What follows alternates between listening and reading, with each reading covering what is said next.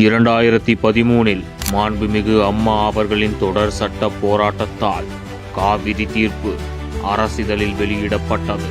2018 மாண்புமிகு அண்ணன் எடப்பாடியார் அவர்களின் ஆட்சியில் காவிரி மேலாண்மை வாரியம் அமைக்கப்பட்டது. 2011 காவிரி டெல்டாவில் மீத்தேன் எடுக்க ஒப்பந்தம் போட்டவர் ஸ்டாலின்.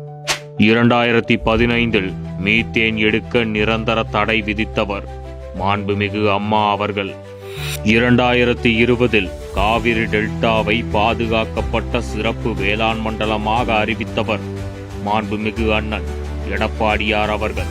அதிமுக ஆட்சியில் இருந்தவரை காவிரி ஆணைய கூட்டத்தில் மேகதாது அணை பற்றி விவாதமே கூடாது என கடுமையாக எதிர்த்து தடுக்கப்பட்டது. ஆனால் 2025 மாநில நீர்வள அமைச்சர்கள் மாநாட்டில் கர்நாடகா மேகதாது அணை திட்டத்தை பற்றி விவரித்து ஒப்புதல் கோரியது.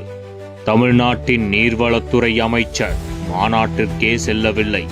ஸ்டாலினின் அழைப்பின் பேரில் தமிழ்நாட்டிற்கே வந்து மேகதாது அணை வேண்டும் என கர்நாடகா துணை முதல்வர் சிவக்குமார் பேசிவிட்டு செல்கிறார். அதற்காக இதுவரை ஒருமுறையாவது ஸ்டாலின் வாய் திறந்து கண்டித்துள்ளாரா?